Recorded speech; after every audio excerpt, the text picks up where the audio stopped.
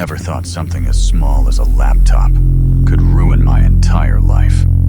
It started on a normal evening in a tech store downtown. I was broke, frustrated, and making the worst decision of my life. The Apple laptop on display looked too perfect, too expensive, too tempting. I told myself it would be quick. Just a stupid moment of risk. I didn't think anyone was really watching me that closely. But I was wrong in a way I still can't explain even today.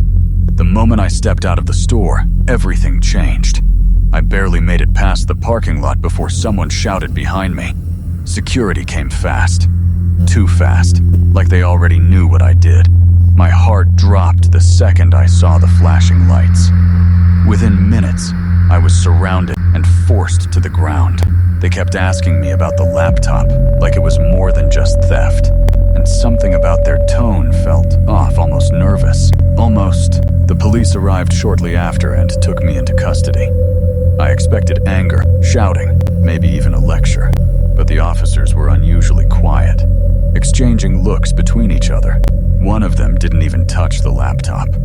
It was just placed in a sealed bag. They didn't treat it like normal stolen property. That's when I started feeling something was deeply wrong. Even the air inside the patrol car felt heavier than normal.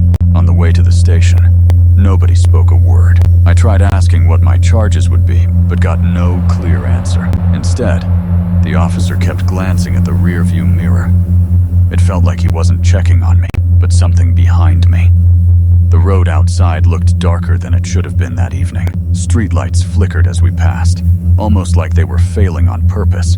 And then I heard something I still can't explain. Soft typing sounds from the laptop bag. I thought I imagined it at first, but the sound came again, like someone was slowly typing on keys. The officer heard it too. I saw his grip tighten on the wheel. Still, he didn't stop the car or open the bag. He just whispered something like, "It's doing it again." I asked what he meant, but he ignored me completely. That's when fear stopped being confusion and became something real. We finally reached the station, but it didn't feel normal at all.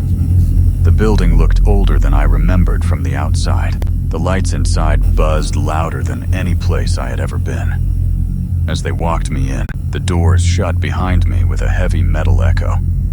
I noticed there were almost no other people around. No normal chatter, no movement, just silence and distant footsteps.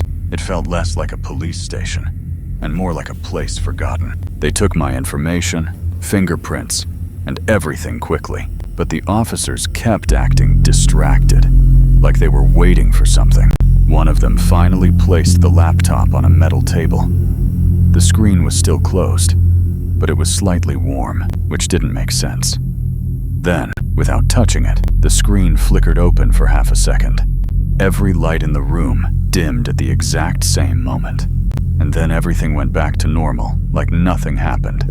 I tried telling them I didn't do anything else wrong, but one officer looked at me and said, "It's not about what you did." That sentence didn't make any sense to me.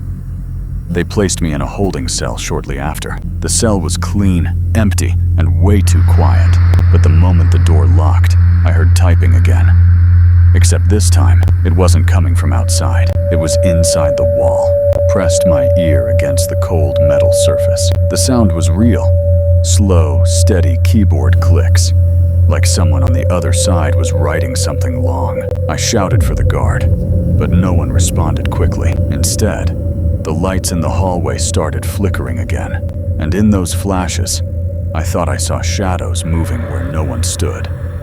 My breathing got heavier, and I started backing away from the wall. Later that night, an officer came to check on me. I told him everything about the sounds and the laptop. He didn't laugh or dismiss me like I expected.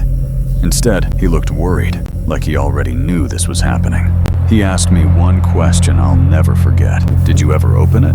I said no, but even as I said it, I wasn't completely sure anymore, because I couldn't remember when the screen last turned on by itself. Around midnight, the power in the station cut out completely.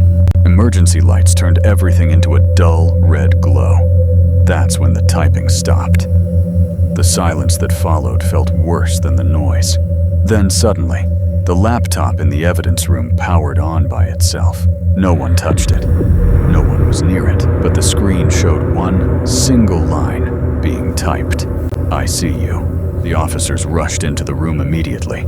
I could hear shouting, radios, and running footsteps, but they never came back to my cell to explain anything.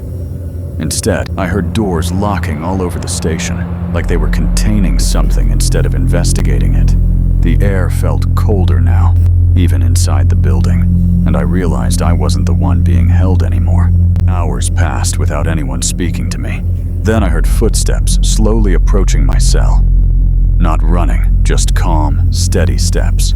A shadow appeared outside the door, but it didn't look like an officer. It stood too still, like it was waiting for me to notice it. Then a voice came through the door speaker, but it wasn't human. It said only one thing: return it. I don't know how long I stayed in that cell. Time stopped making sense after that moment. Every few minutes, the lights would flicker, and the typing would return. The walls started sounding closer, like they were shrinking in. I covered my ears, but I could still hear it. The laptop wasn't just in the station anymore. It was everywhere, even inside my thoughts. It was released the next morning without explanation. No charges were properly explained. No real paperwork given. They just told me to leave and never come back. As I stepped outside, I saw the same Apple laptop in a sealed box, but this time, the screen was open slightly, and on it, one final message appeared: next user selected. I never touched another unknown device again after that day.